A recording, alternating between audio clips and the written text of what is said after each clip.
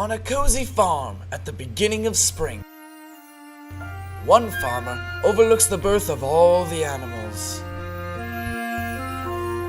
One family prepares for the arrival of their ducklings. How many eggs this year, Ida? 4 this year, Drake. It's not long before they notice one egg is different. A story about being different.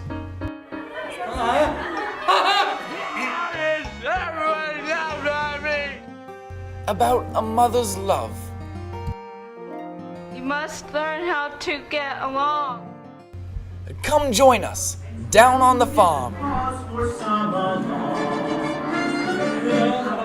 We've got chickens, we've got quails and pumpkins. It's a poultry tale of go down on the farm.